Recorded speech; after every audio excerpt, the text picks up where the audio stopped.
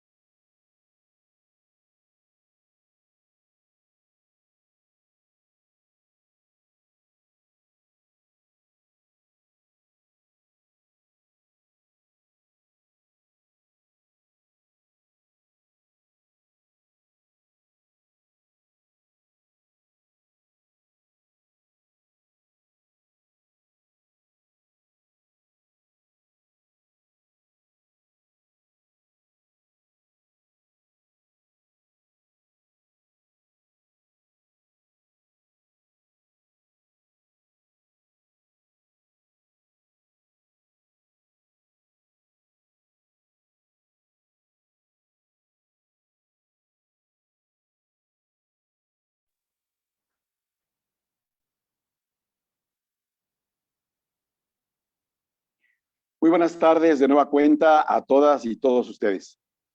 Continuamos con el ciclo de conferencias para conmemorar el centenario de la Constitución Política del Estado de Tamaulipas. Esta tarde tendremos la conferencia titulada Los derechos humanos, individualismo y colectivismo, análisis de sentencias, impartida por Alfonso Guadalupe Torres Carrillo. Agradecemos la presencia del diputado presidente del Congreso del Estado Libre y Soberano de Tamaulipas, el diputado Gerardo Peña Flores. a las y los demás diputados integrantes de la 64ª legislatura que nos acompañan. Por supuesto, de nuestro ponente, Alfonso Guadalupe Torres Carrillo. A los funcionarios de los 3 niveles de gobierno, federal, estatal y municipal. Directivos, académicos y alumnos de la Universidad Autónoma de México y de la Universidad Autónoma de Tamaulipas. Y a todas las personas que nos acompañan en línea, gracias por su asistencia y participación. Me permito reiterar la dinámica para el desarrollo de la conferencia. Iniciaremos con una introducción al tema. Continuaremos con la semblanza curricular. Posteriormente con la presentación de la ponencia. Proseguiremos con la sesión de preguntas y respuestas, que serán como máximo de 3 por obvio de tiempo y se realizarán en el chat durante la sesión y al final responderá al azar. Se las harán llegar directamente al ponente. Si no se logra responder a todas las preguntas, le solicitaremos atentamente al secretario general haga llegar las respuestas en sus correos con los que se registraron. Por último, se le entregará un reconocimiento virtual y en su momento se le hará llegar físicamente a nuestro ponente por su participación en el ciclo de conferencias conmemorativas.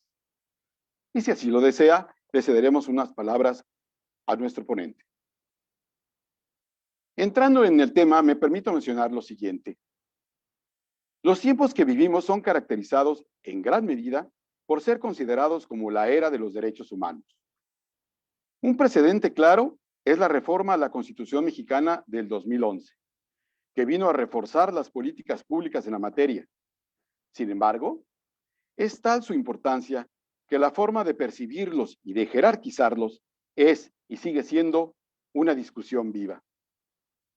Desde que Donald D. Working señaló que un verdadero derecho es aquel que puede oponerse a todos los demás, se perciben estos como de importancia individual. No obstante, los derechos colectivos o de la comunidad siguen siendo de importancia para la convivencia social. En este sentido, nuestro ponente hará reflexiones de sentencias en ambos sentidos. Antes de ceder el uso de la palabra al ponente, me voy a permitir dar lectura a su semblanza curricular. Es originario de Ciudad Victoria, Tamaulipas. Tiene una licenciatura en Derecho por la Universidad Autónoma de Tamaulipas. Además, cursó la maestría en Derecho con énfasis constitucional en la misma universidad. Actualmente, estudia una maestría en Derechos Fundamentales por la Universidad Carlos III de Madrid, España. Es especialista en Justicia Constitucional e Interpretación de la Constitución por la Universidad de Castilla-La Mancha, en España. Participó en el Seminario Práctico de Jurisprudencia Constitucional Comparada, con jueces de talla internacional en la Universidad de Cádiz, España. De los cargos que ha ocupado, ha sido coordinador de enlace legislativo en el Gobierno Municipal de Nuevo Laredo, Tamaulipas, coordinador general jurídico de la Secretaría de Bienestar Social del Gobierno del Estado de Tamaulipas. Cuenta con carrera judicial en materia electoral dentro del Tribunal Electoral de Tamaulipas. Se ha desempeñado como abogado litigante en materia electoral y constitucional. Además, es columnista en diferentes medios de comunicación y actualmente se desempeña como secretario general del Congreso del Estado de Tamaulipas. Pues bien, cedemos el uso de la palabra a Alfonso Guadalupe Torres Carrillo. Adelante. Muchas gracias, Tizoc. De verdad, muchas gracias. Bueno, pues muy buenas tardes. Yo, antes de iniciar con la participación de este día, pues desde luego que quiero agradecer de manera muy emotiva a la 64 legislatura, por supuesto que a las diputadas y diputados que integran esta legislatura, a la Junta de Coordinación Política y por supuesto que a su presidente, el diputado Gerardo Peña, por generar estos espacios. Creo que estos espacios de discusión, de debate, de reflexión o de inquietudes siempre son buenos para seguir fortaleciendo la cultura jurídica, la cultura constitucional. También desde luego quiero agradecer al personal del Congreso, bueno, pues el personal del Congreso que hace una incansable labor en todo momento y son en buena medida los que propician o generan las condiciones para que se den también de manera fáctica este tipo de encuentros, aún a través de la digitalización o de las redes sociales. Muchas gracias también por eh, asistir o seguir esta participación para todos aquellos que se registraron y aquellos que la estén viendo por Facebook. De verdad, muchísimas gracias. Se da esta participación en un contexto, me parece que histórico, eh, a la luz de los 100 años de la Constitución tamaulipeca, que, bueno, se promulgó en febrero de 1921 y históricamente, o creo que el hecho de que nos toque, pues es algo finalmente emotivo, es algo finalmente que debe valorarse y creo que la fecha no debe pasar desapercibido. En ese sentido, se han preparado una serie de acciones y eventos, obviamente con la naturaleza del mundo habitual, del mundo actual, para fin de refrendar el espíritu del constitucionalismo tamaulipeco. Bueno, antes de iniciar de lleno con el tema, eh, quiero iniciar presentándoles un video. Es un tráiler de una película que, por cierto, ahorita está en los cines, digo, a propósito de la reapertura de los cines en esta semana. Ahorita está en los cines. Es el tráiler de la película de La Mujer Maravilla. Yo tuve, la verdad, oportunidad de ver la película en diciembre y creo que está desde finales de noviembre en los cines. Quiero que pongan mucha atención a los diálogos que en este tráiler se van a advertir y, ¿por qué no, a las escenas? También quiero pedirles de manera anticipada una disculpa a quienes no han visto la película y, bueno, van a ver el tráiler porque al final de esta plática voy a generar algunas conclusiones con relación a la trama de la película. No sé si me pueden apoyar ahí con el video.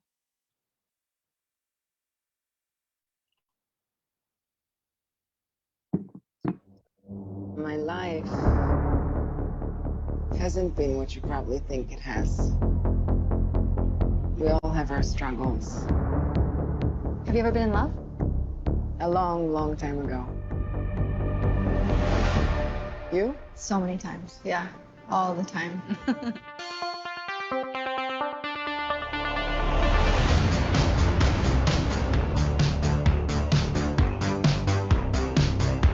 Welcome to the future. Life is good, but it can be better. And why shouldn't it be? All you need is to want it.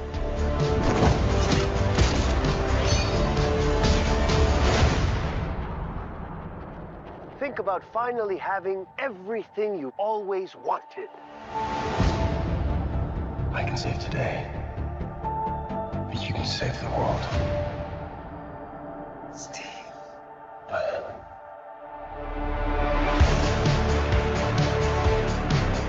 Now,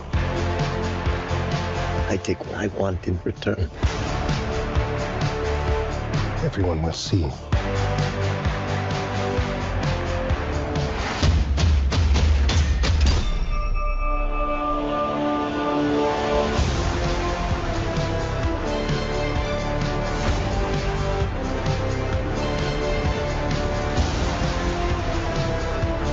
The world needs you. You know what you need to do.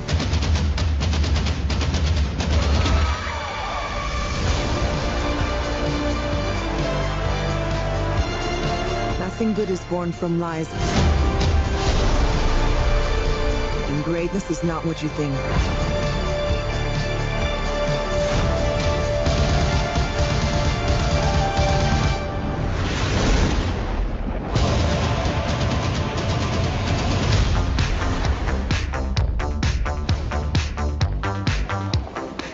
It's all art. That's just a trash can. It's just a trash can. Yeah.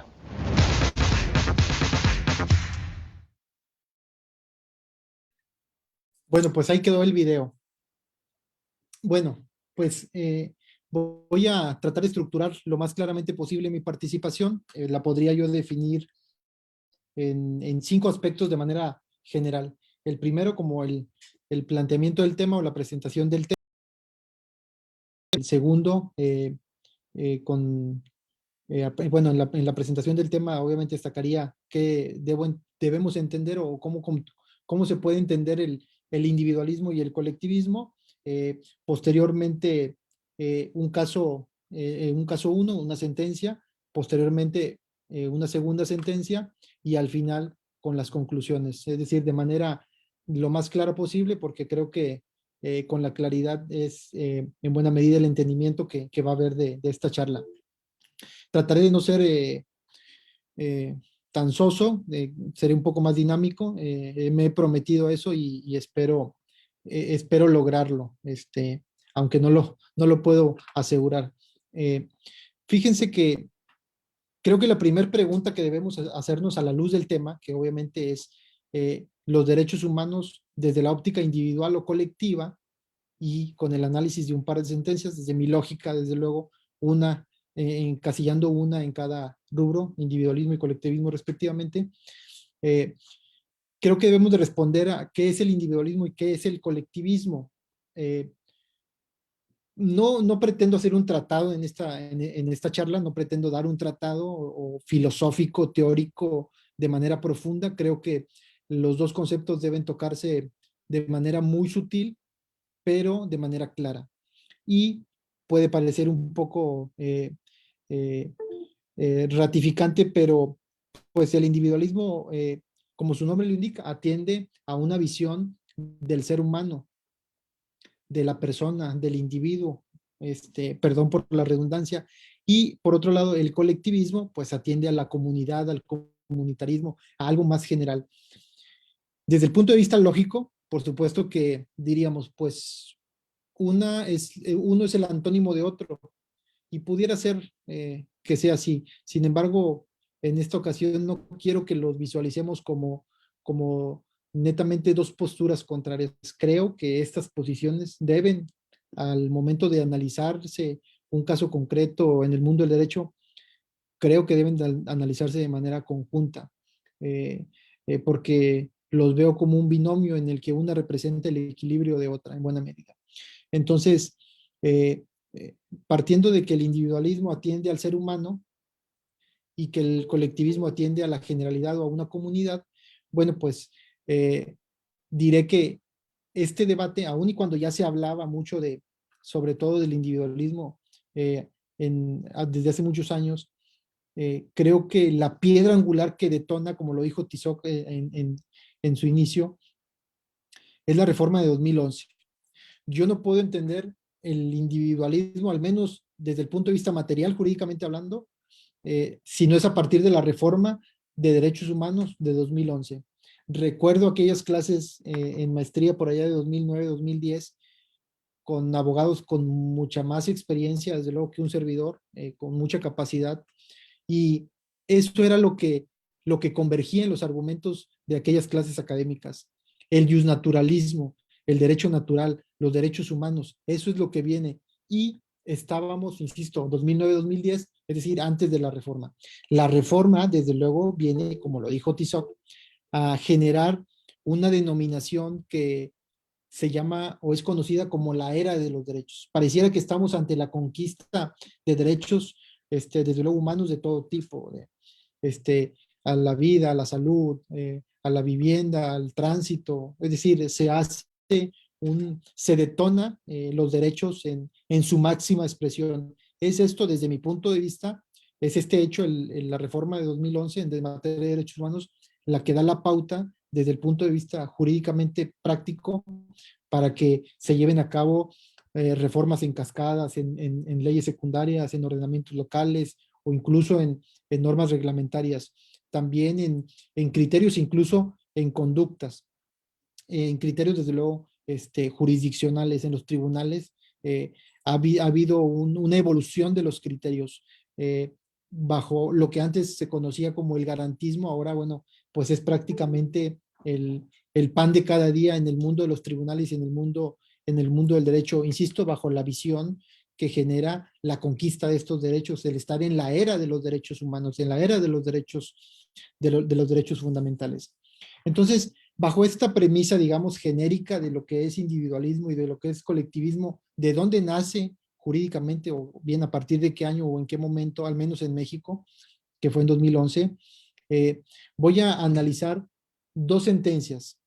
Dos sentencias me parece que son bastante interesantes. Una, insisto, desde mi punto de vista refleja más el individualismo y otra más el comunitarismo. No quiere decir que no vean, en este caso, la sentencia que privilegia el individualismo, no quiere decir que no tenga un matiz colectivista. Y a la inversa, no quiere decir que la sentencia que privilegia desde mi punto de vista el colectivismo no tenga matices individualistas, no. Por eso insisto, no veamos las teorías desde un punto de vista radical, veamos estas teorías dónde pueden encajar más los casos, encajar más en los casos concretos que presentaré, pero eso no quiere decir que no tenga pincelazos o matices de la teoría que se puede considerar antónima, ¿no? U opuesta. Ok, pues miren ustedes, la primera sentencia es de noviembre del año pasado. De hecho, las dos sentencias son muy recientes. La emitió un juzgado de distrito de la Ciudad de México. A propósito de las redes sociales en pandemia, ¿no? Creo que las redes sociales, si ya jugaban un papel fundamental en nuestra sociedad, a partir de la nueva realidad o la realidad que ya todos conocemos por la contingencia sanitaria, juegan un rol todavía más fundamental en la sociedad, en el dinamismo, en la comunicación, en los procesos políticos, en las políticas públicas y, por supuesto, en este caso, en las decisiones y los criterios judiciales o los jurisdiccionales. Habrá quien no esté de acuerdo con este fallo, habrá quien sí, habrá quien se vaya por un modelo como que mixto, como que sí, pero no, pero finalmente, pues es una expresión de derecho que ahí está y es parte en este momento de nuestra cultura jurídica vigente, si podría decirse de esa manera o si podría llamarse así. Es una sentencia inspirada en el modelo vanguardista de un modelo ciudadano, sentencias breves, claras, y versa sobre una persona que le hace una petición al presidente del Congreso de la Unión, en este caso de la Cámara de Diputados, le hace una solicitud, aparentemente, y digo por la versión pública que conseguimos, no vienen los nombres, pero bueno, se advierte de la lectura que esta persona quería información relacionada con una acción constitucional que se promovió en contra de una reforma. Así lo advierto yo. Obviamente esta persona es ajena al litigio como tal que se desarrolla desde la óptica constitucional en el Congreso de la Unión, pero finalmente como ciudadano, así lo puedo interpretar, y como como un interesado en saber de los procesos administrativos y parlamentarios, pues pide a través del Twitter, pues se le hace fácil pedir a través del Twitter, en este caso a la cuenta oficial del Congreso de la Unión, solicita las copias o la integración una réplica, unas copias del expediente integrado con motivo de diversa acción constitucional que se promovió en ese entonces, ¿no? Y bueno, pues ustedes, los que manejan Twitter o los que manejan Facebook, sabrán que hay muchísimos comentarios, hay muchísimas preguntas, hay muchísimas opiniones que se dan en el seno de Twitter, de Facebook. Hay muchas preguntas, hay muchas posiciones y muchas de ellas quedan pues sin respuesta o aparentemente sin advertirse lo que se ha dicho. Perdón por la expresión, pero pareciera que a veces poca gente las ve, pero creo que no es así. Entonces, el ciudadano, en este caso el peticionante o el que solicita esta información o esta petición a través de Twitter, ve que hay una omisión en la respuesta. Es decir, yo planteé una solicitud y no se me dijo nada. ¿Y qué hace el peticionante? Pues acude al juzgado de distrito promoviendo un juicio de amparo indirecto y conoce un juzgado de distrito de la Ciudad de México. Y se resuelve dándole la razón al peticionante. Es decir, el peticionante dice, pues como no me dieron respuesta, tú, juzgado de distrito, exígele a la autoridad que me dé respuesta. Algunos de los argumentos que señalaba la responsable, en este caso el Congreso de la Unión, dice, oye, pero es que él ni siquiera es parte en el juicio, del juicio del que me está pidiendo las copias.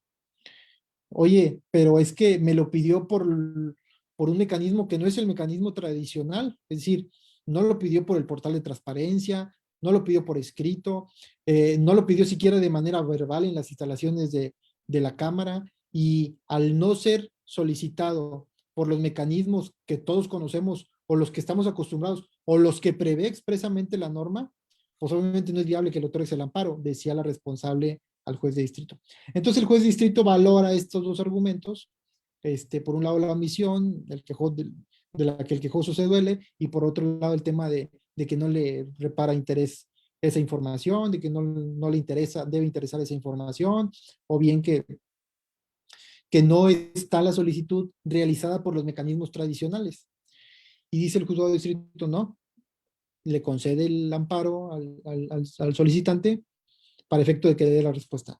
En el sentido que sea, simplemente que haya un pronunciamiento por parte de la autoridad para que el ciudadano, o en este caso pues cibernauta, si se puede llamar así, tenga satisfecha una respuesta. Si no está conforme, desde luego dejará salvo sus derechos, como el solicitante lo quiera manejar la situación, es decir, el impulso procesal legal o constitucional que él considere, ¿no? Pero le dice el juez, a ver, dale respuesta y después vemos, sin decirle cómo, simplemente darle respuesta.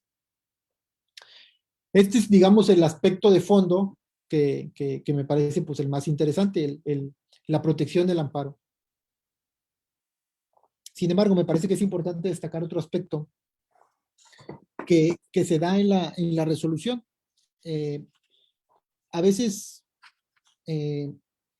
y lo digo de verdad con conocimiento de causa, porque pues en algunas ocasiones he estado en algunos lugares, bueno, donde se hacen sentencias, me ha tocado la oportunidad de estar en un tribunal, y la verdad es que cuando uno ve una sentencia, parece tan simple la construcción de la argumentativa, incluso histórica de la sentencia, pero la verdad es que todo lo que se dice en una sentencia puede tener un efecto, digamos, contrario a lo que se pretende decir, o incluso abundar, puede ser muy peligroso para efectos de los precedentes, que finalmente una sentencia, como otras veces lo he sostenido, pues no es nada más resolver un asunto en el que hay partes, en el que hay una contienda, en el que hay un litigio, en el que hay pruebas y ya no. La expresión de derecho seguramente va a ser un precedente que va a abrir la puerta a diversas peticiones, a diversas situaciones, a diversas conquistas de derecho. Y a veces, desafortunadamente, la autoridad, en este caso los tribunales, se van un poquito más allá. Y es normal, bueno, porque finalmente, pues recordemos que la construcción de sentencias es a partir del fenómeno humano, de la ciencia humana y de los humanos, si nos equivocamos. Entonces, esta sentencia maneja un dato interesante. En un parrafito sostiene que además de que debió dársele la respuesta oportuna, debe considerarse la situación actual de pandemia. Y esta situación actual de pandemia propicia o debe propiciar que las preguntas o las peticiones que se hacen a través de las redes sociales pues sean respondidas. Es decir, la sentencia es algo sugerente desde mi punto de vista para aquellas personas que deseen obtener información de cualquier tipo, desde luego institucional, o de la que es denominada como pública, y sugiere que ese sea el camino. A lo mejor yo lo estoy interpretando de una manera incorrecta, pero es mi pensar. Y en esa sugerencia, pues obviamente me puedo imaginar muchos escenarios. Con la dinámica de las redes sociales me puedo imaginar que las preguntas o las solicitudes de información a través de redes sociales se hacen de manera muy fácil, se hacen de manera simple, y no quiero imaginar si es que en un escenario, digamos, fatal o exagerado, que en cuestión de horas podemos tener cientos, o por qué no decir miles de preguntas que bajo la óptica de este amparo deben responderse. Yo quiero precisar que no estoy diciendo que me pronuncio sobre un punto de vista individualista, un punto de vista colectivista, no. Únicamente en este momento estoy planteando un caso concreto que sucedió en la Ciudad de México. Por supuesto que estoy a favor del manejo, del uso responsable, desde luego, de las redes sociales, Facebook, Twitter, Instagram o algunas otras. Obviamente, los mecanismos más tradicionales también, como el WhatsApp. Creo que son herramientas que facilitan la vida, el dinamismo que hoy en día, al que hoy en día estamos acostumbrados y que nos tocó vivir. Pero creo que es muy peligroso caer en una exageración o en un grado fatal porque llegaríamos al extremo de, imagínense, tener un batallón para responder, y quizá responder no en un sentido eficaz, porque desde mi punto de vista y en estricto sentido, una respuesta en Twitter, por ejemplo, la pregunta de las copias, era un tema, bastaba a lo mejor componer un punto, componer una coma, componer estamos trabajando en ello. O sea, la respuesta en sentido estricto, creo que pasaría por cualquier expresión gramatical o auditiva. Pero me parece que el derecho, al menos desde la primera apreciación, debe ser un mecanismo que dé respuestas, que resuelva las problemáticas. Y en este caso, el que exista, o el imaginarme que existan muchísimas preguntas a la par o muchísimas solicitudes de información en algún momento, no sé si pueda colapsar la red social, en este caso del sujeto obligado o de la autoridad. Y por supuesto que es un tema que inquieta, porque entonces lo que concluyo de manera simple es, bueno, entonces la conquista del derecho, que aparentemente es, como su nombre lo indica, una conquista, un nivel de éxito, un grado de éxito o algo ganable, y que puede ser una fortaleza desde el punto de vista individual o del ser humano, no es a la par una causa de debilidad como sociedad, y que en lugar de tener o pensar en tener una persona que esté constantemente respondiendo a esos tweets o a esos mensajes en Facebook o en redes sociales, ¿por qué no dirigirlo a la salud? Ese presupuesto que ahorita está tan exigible, ese rubro, ¿por qué no mandarlo a educación o a desarrollo económico o a desarrollo del empleo, promoción del empleo, no sé, algún otro rubro en el que pueda ser más rentable? Insisto, no estoy en contra del uso de las redes sociales para generar o para favorecer los derechos. No, de lo que estoy en contra es de la perversión de los derechos a partir de una puerta o de un caso concreto que ya conocemos y que se ha resuelto por un juzgado de distrito.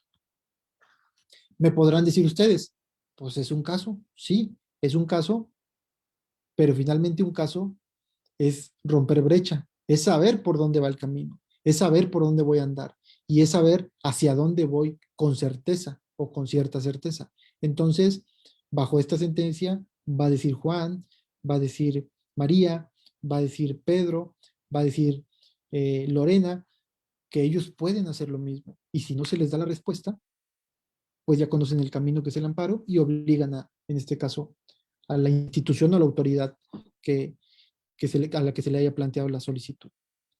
Ese es el primer caso que, insisto, tiene un matiz individualista de manera general, pero no porque yo considere que tiene un matiz, no toca de manera, digamos, sutil el colectivismo. Creo que en algo también puede beneficiar o en algo también puede ser positivo para el colectivismo. Sin embargo, en esta ocasión, haciendo un ejercicio de clasificación, pues yo lo ubicaría como una resolución individualista. ¿Por qué? Porque le da la posibilidad a un individuo de que tenga información de una manera sencilla. Desafortunadamente, la sentencia no maneja tiempos eh, en su redacción y tengo algunas inquietudes que sigo estudiando, que sigo tratando de investigar, porque, por ejemplo, yo no sé cuánto tiempo pasó del tweet de la solicitud a la promoción del amparo. Eso es un dato que me parece muy interesante a mí para ver si no estamos, que no sé si hay alguien aquí en los participantes que le sepa la materia de transparencia, si no estamos ante la esquiva o la burla del sistema de transparencia. Porque si fue muy dinámica la solicitud, me parece que estamos ante una brecha estamos tomando el camino corto y bueno, pues eso también creo que debe de preocupar, sobre todo, insisto, a quienes están en la materia de transparencia. No puedo hacer una conclusión al respecto, insisto, porque no conozco los tiempos, porque la sentencia no los maneja. Está bajo por eso comentaba que estaba bajo un formato ciudadano pues suelen ser más breves todavía de lo que, de lo que estamos acostumbrados. Bueno, voy a seguir con esa es la primera sentencia desde el punto de vista, digamos, individual o que atiende al ser humano en lo concreto. El segundo caso o la segunda sentencia es una resolución que emitió la segunda sala de la Suprema Corte. También es reciente, es de un asunto que tiene un origen en el estado de Baja California. En el estado de Baja California emiten un ordenamiento en el que prohíben a los menores acceder o visitar o asistir a eventos en los que existan animales y en los que haya una violencia extrema. Este tipo de eventos, bueno, pues, aunque no lo dice expresamente, pero se interpreta que son corridas de toros, jaripeos, rodeos, espectáculos taurinos sobre todo, ¿no? Se emite esta norma por parte del legislador local del estado de Baja California y bueno, una familia, concretamente unos padres de aquel estado de la ciudad de Tijuana, deciden iniciar una acción de control constitucional y terminan en la segunda sala. Termina la cadena impugnativa en la segunda sala de la Suprema Corte de Justicia de la Nación. Los padres de un menor de 5 años, un varón, argumentan. Lo que pasa es que si nos prohíbe la norma que nosotros llevemos a nuestro hijo a las corridas de toros o a los rodeos o a eventos de caballos, en donde a juicio del legislador hay violencia extrema, pues está conculcando, está afectando mi ejercicio libre de patria potestad, está violentando las costumbres, los valores, las tradiciones y la convivencia en familia. Y este tema es muy interesante porque obviamente ustedes deben de conocer que hay toda una corriente que viene muy fuerte, que es de la protección animal, que pasan de la corriente, digamos, clásica de ver a los animales como objetos de derechos a verlos como sujetos de derechos. Pero bueno, esa no es la materia en este momento. Pero lo retomo, digamos, nada más para abundar un poco más en el contexto de la plática. Entonces, En el proceso legislativo, le dieron audiencia, digamos, a una persona moral que protege a los animales de la explotación, del maltrato, del daño, de las agresiones, a las que, bueno, todos seguramente sabemos, ¿no? Sin embargo, no en el proceso legislativo no se escuchó a asociaciones de padres de familia o en este caso a representantes a personas morales, asociaciones que, que sean protectoras de los derechos de los padres o de los derechos que los padres ejercen sobre sus hijos. Únicamente se tomó en cuenta a una persona moral, insisto, que defiende derechos, si se puede llamar así, de los animales o que protege la vida y la salud, el estado físico y saludable de los animales. Entonces, la segunda sala de la corte le da la razón a los padres y le dice, efectivamente te concedo el amparo. ¿Por qué? Porque la norma no me dice a mí cómo es que la violencia afecta a los menores de edad. Es decir, no hay un parámetro sólido o estable o definido, siquiera no hay un argumento mínimo en el expediente del proceso legislativo que me diga a mí que efectivamente la violencia que se va a ver en un espectáculo taurino, por ejemplo, va a afectar considerablemente o mínimamente siquiera al menor.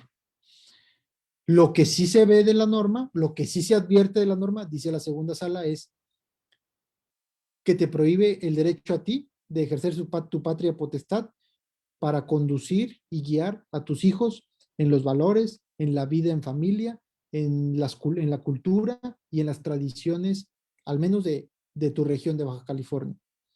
Y entonces, sobre esa base, concede el amparo. Creo que esta sentencia tiene un matiz colectivista.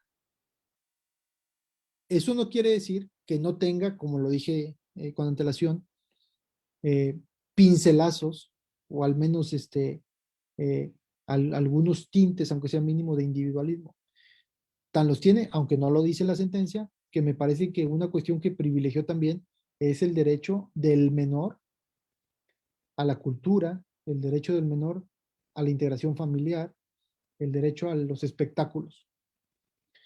Pero el argumento de fondo es que la norma no refleja, al menos argumentativamente o jurídicamente, que el daño o la violencia que se va a ejercer en las corridas de toros, en los espectáculos taurinos, en las fiestas bravas, en los rodeos, en los jaripeos, no refleja que esa violencia tenga un impacto en la vida de los menores.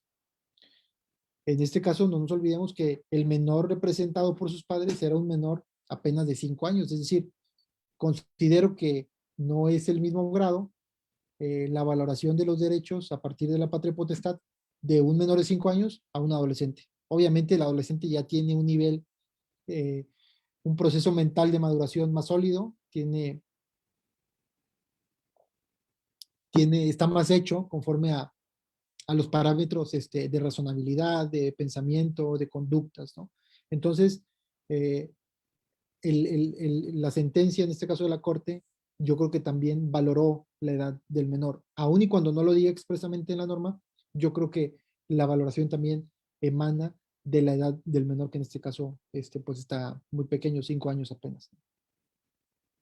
Entonces, recapitulando un poco, me hubiera gustado traer más sentencias, pero desafortunadamente el tiempo apremia y en ciberespacios o en cuestiones digitales creo que más. Tenemos una visión individualista con una sentencia de un juzgado de distrito en el que no hay una respuesta a través de Twitter a un peticionante en concreto que quería unas copias de un expediente integrado con motivo de una acción de inconstitucionalidad. Y el juez, el mandato del juez, oye, dale respuesta, en el sentido que sea, pero dale respuesta. Y, insisto, esa desde el punto de vista individualista. Y desde el punto de vista colectivista, pues me parece que tenemos esta resolución en la que se privilegia a la familia, entendiendo desde luego la familia como la célula que detona el beneficio beneficios para una sociedad, para tejido social, para buenas costumbres, o al menos en la concepción tradicional, ¿no?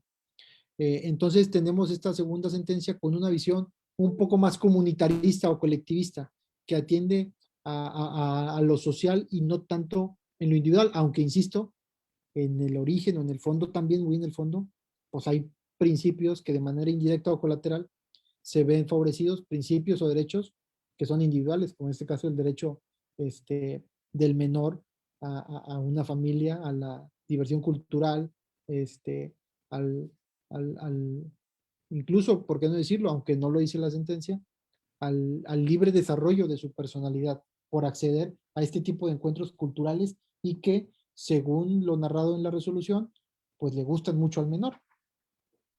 Yo en lo personal tengo una hija de 5 años y me parece que ya adviertes qué es lo que más o menos le gusta de acuerdo a su personalidad. Bueno, en este sentido, una vez establecida el caso 1, individualismo, y el caso 2, colectivismo, me permito iniciar ya con algunas series de comentarios que pues serán lo que yo considero algunas conclusiones. Como les dije, no soy de la idea de necesariamente ver como el antónimo una teoría de otra, es decir, el colectivismo es el enemigo del individualismo. Tampoco ver el individualismo es el enemigo del colectivismo, no. Me parece que cuando hay tópicos por resolver, cuando hay temas que resolver, cuando hay litigios que resolver, cuando hay contiendas, bueno, digo litigios, pero no me refiero estrictamente al sentido jurisdiccional o judicial. Cuando hay un problema jurídico por resolver, me parece que no es bueno decantarte radicalmente ni por una teoría ni por otra. Creo que se debe advertir una valoración integral, porque finalmente me parece que estas dos teorías deben converger en un proceso simbiótico en el que eh, una represente, como lo dije hace un rato, el equilibrio de la otra. No soy ni individualista ni colectivista, soy más ecléctico, soy más mixto, y eso implica generar un equilibrio por el bien común de la persona y desde luego de la sociedad. Desde luego el problema sobre todo del individualismo me parece que tiene una connotación estrictamente ética y moral. Es decir, cuando esta persona promovió el juicio de amparo, la persona que, que le negaron la respuesta, ¿se habrá preguntado lo que podría desencadenar su acción constitucional? ¿Se habría preguntado, y una vez que ya le dieron el amparo, habrá reflexionado, bueno, llegué hasta aquí, tuve éxito en la instancia judicial, pero generé un precedente y realmente habrá valido la pena en el costo-beneficio desde el punto de vista social? Entonces son detalles que yo creo que emanan, insisto, desde el punto de vista ético-moral. Decía Ricacén Siches, ¿no?, que el derecho es vida humana objetivada, que con la visión de los derechos de esta época no estaremos ante algo como vida humana subjetivada. No estará evolucionando ya el concepto de Ricacén Siches ante ver la conquista de derechos y derechos y derechos en lo individual. Entonces ya no es vida humana objetivada, es vida humana subjetivada. Pues no lo sé, yo lo dejo ahí en la mesa. Este, Mi intención, desde luego, con esta charla es, no pretendo dar respuestas, si es así que bueno, pero sobre todo lo que yo pretendo es generar reflexiones y generar inquietudes, porque solo a través de estas puede haber procesos de introspección y de búsqueda por parte de cada quien para ir resolviendo lo que sus propias dudas les demanden. Insisto, si se van con respuestas de aquí, pues qué bueno, pero no es la esencia inmediata, sino más bien que esto trasciendan dudas, que se ubiquen en su pensamiento a reflexiones para que ustedes en el día a día, en su cotidianidad, traten de aplicarlo con un grado de responsabilidad. Al inicio de la participación de esta plática, les mostré un video. El video es, bueno, es el tráiler de la película de La Mujer Maravilla, que como les dije, yo la vi, y la verdad es que pues, me gustó mucho, ¿no? Me gustó mucho la película, la verdad es que sí me considero cinéfilo, pero me gustó mucho y me metí tanto que creo que puedo hacer en este momento un ejercicio análogo de lo que estamos platicando. Les comentaba que pusieran mucha atención en los diálogos o incluso en las escenas, y por aquí tengo algunos diálogos que si ustedes lo pusieron atención, seguramente se dieron cuenta. Por ejemplo, tenemos, solo tienen que quererlo. Piensen en tener por fin todo aquello que siempre desearon. Tú puedes salvar al mundo. Ahora tomo a cambio lo que quiero. Fíjense que la trama de la película consiste en una gema con poderes. Digo, desde luego de ciencia ficción, ¿no? Una gema con poderes. Esta gema tiene una virtud, que lo que tú le pidas, lo que tú desees, te lo va a conceder, pero te va a quitar algo a cambio. Es decir, no es gratis aquello que te va a conceder. Yo retomo el tema, el tema ético-moral, porque creo que es ad hoc. Cuando nosotros ejercemos un derecho, cuando nosotros ejercemos una prerrogativa, realmente debemos estar conscientes que algo para cuando esta prerrogativa conquista un derecho, debemos estar conscientes que algo se va a quedar en el camino como sociedad, que algo vamos a perder.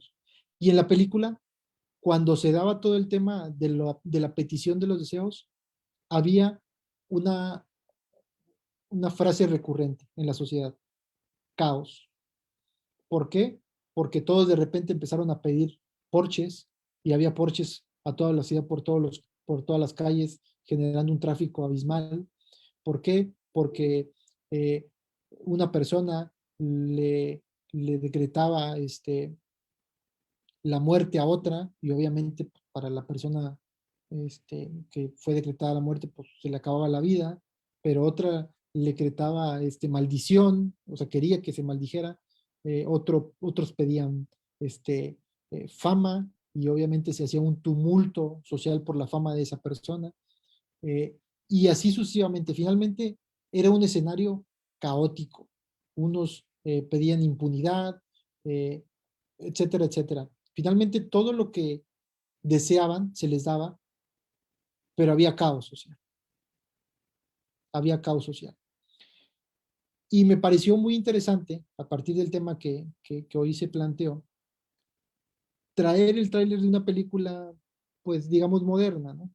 También para dejar ahí en la mesa, los abogados, bueno, pues somos complejos por naturaleza, somos complicados, nos gusta ser complicados, pero creo que debemos ir quitando eso de la mesa.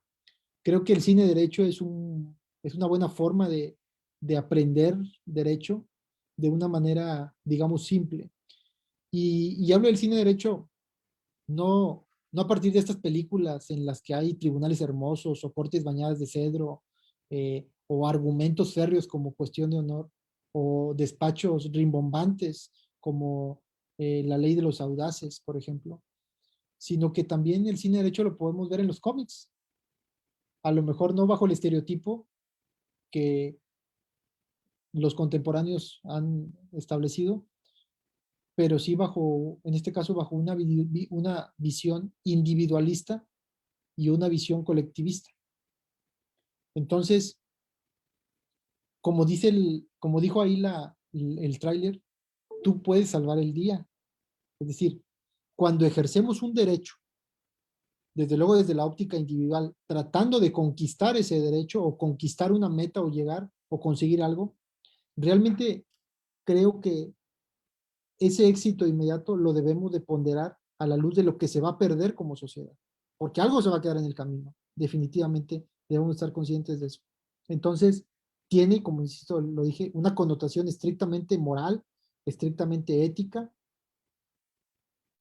sobre los resultados y saber que nuestra principal fortaleza en la era de los derechos, nuestra principal fuente de poder como personas que conquistamos derechos, puede ser también nuestra principal debilidad como sociedad y obviamente eso implica un caos o bien un problema irremediable como sociedad.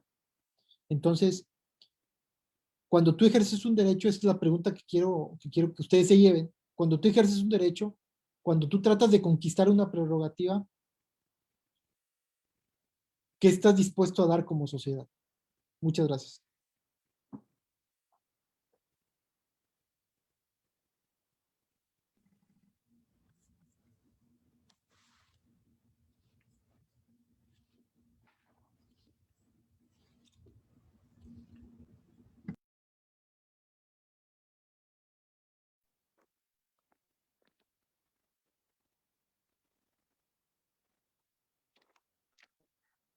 Muchas gracias al secretario general Alfonso Guadalupe Torres Carrillo. Bien, pues iniciaremos la sesión de preguntas y respuestas, para la cual seguiremos la mecánica y dinámica mencionada con anterioridad. Hacemos directamente las preguntas, la cual las leerá el señor secretario y también dará respuesta. Adelante, por favor. A ver, aquí parece que tengo unas y una disculpa porque, aunque lo parezca, no soy tan tecnológico. Pero a ver, aquí tenemos una. A la luz de su atinante exposición, ¿qué considera sobre la posibilidad de que el Estado cubra cirugías como el aborto o cirugías para la obesidad o el cambio de sexo? Pues mira, esa es una pregunta que la verdad, bueno, no sé quién la haya realizado. Obviamente es una pregunta interesante, pero hay algo que debemos de plantearnos cuando hay estos temas tan controvertidos.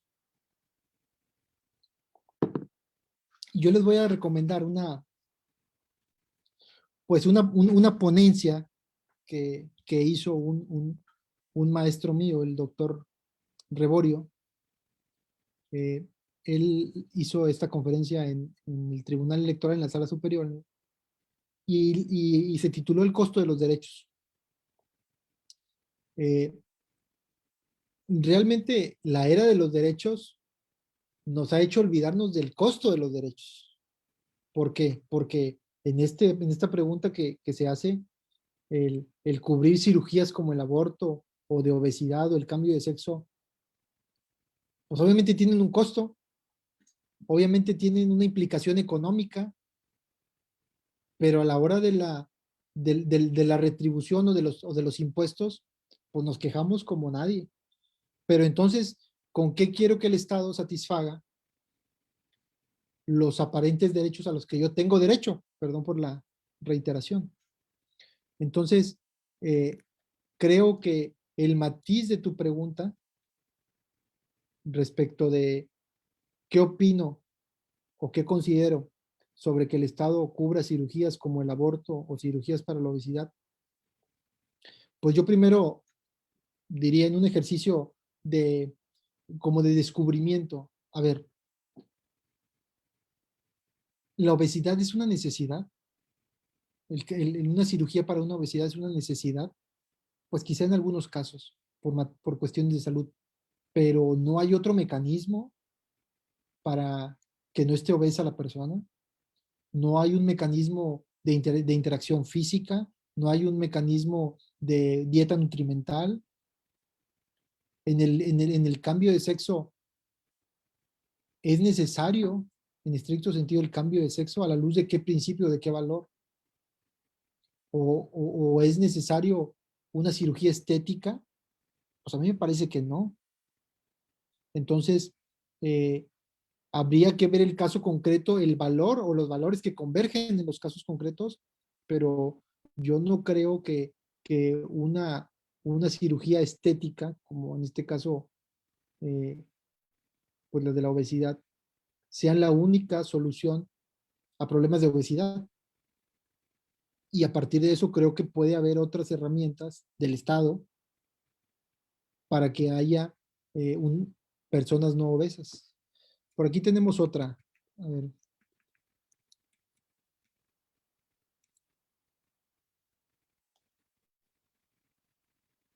¿Qué considera usted respecto que al interpretar la Constitución y las leyes, pero también bajo la óptica de principios y directrices de los jueces constitucionales, intervengan en la administración pública que corresponde al ámbito del Poder Ejecutivo?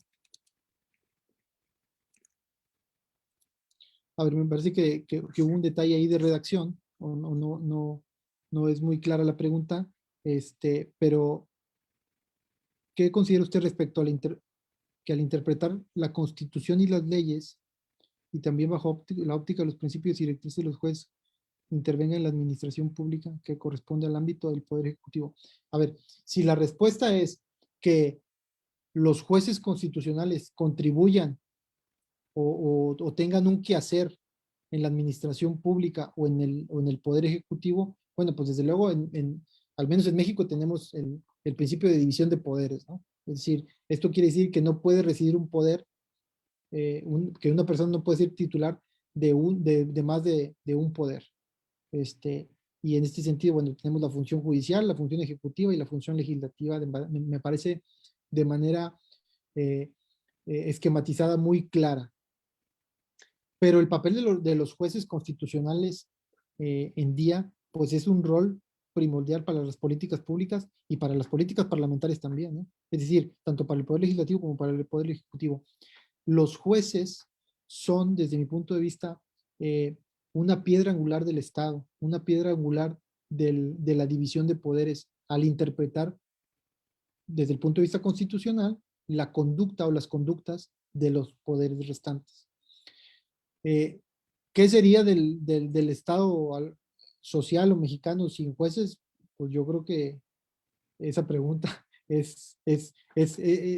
si la respuesta es que no existieran, pues es fatal.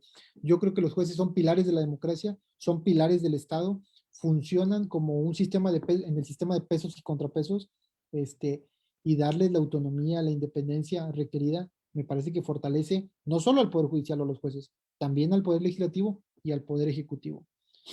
A ver, por aquí me parece que tenemos otro.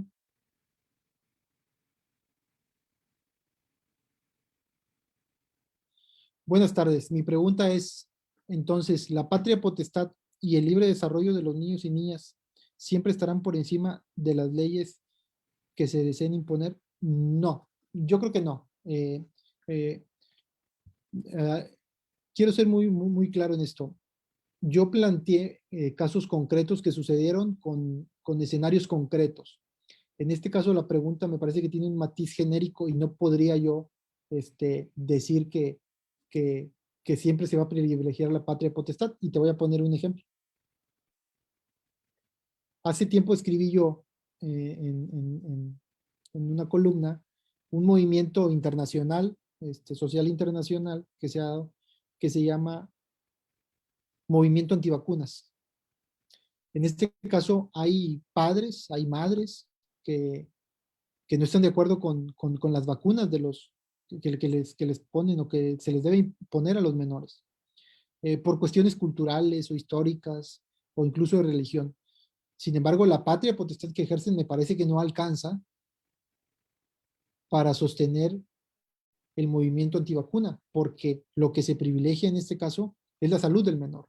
Entonces tenemos que ver cada caso concreto para arribar a qué pesa más, si la patria potestad, la salud del menor, el libre desarrollo de su personalidad, un proyecto de vida, etc. Otro ejemplo me parece muy claro, bueno, ya no se da porque ya es muy conocido, es el tema histórico de los religiosos, ¿no? Cuando no permitían que a sus hijos se les hicieran transfusiones de sangre. Pues desde luego, en todos los fenómenos jurídicos, en todos los casos jurídicos, hay que privilegiar los valores. Y en este caso, ¿cuál es el valor que se privilegia en ese caso concreto? Pues desde luego el tema de la vida y la salud del menor. ¿Para qué le sirve la patria potestad al padre o a la madre si finalmente el hijo va a perder la vida porque no hay una transfusión? Entonces, no podría yo, digamos, responder a tu pregunta, digamos, de manera eh, generalizada. Yo creo que la patria potestad y el libre desarrollo de los niños no siempre van a estar por encima de las leyes que se que se deseen imponer. Es un tema de análisis, es un tema de ponderación, de ver qué valores y qué principios juegan en cada caso concreto. Y aunque parezca un asunto muy similar a otro, a veces un pequeño matiz de un valor, una pequeña situación fáctica nos cambia diametralmente el fallo o la decisión del asunto, ¿no?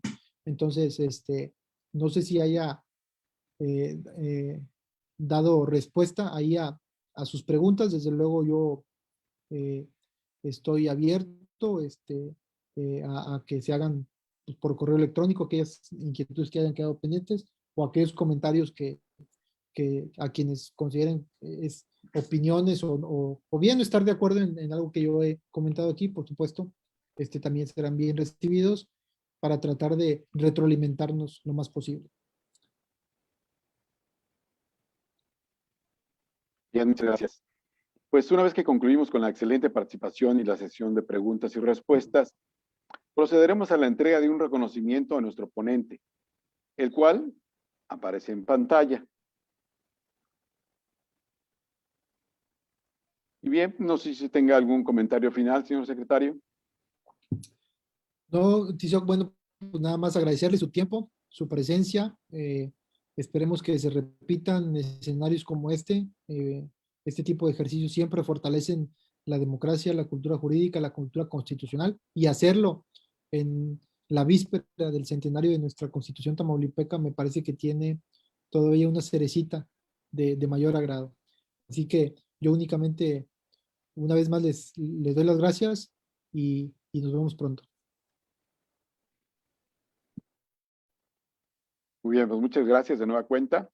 Y bueno, pues nos permitimos invitarlos a que nos acompañen en la conferencia programada para mañana jueves a las 12 horas, donde tendremos la participación del doctor Eddie Izaguirre Treviño con el tema Bondades de la Constitución Local y órganos autónomos.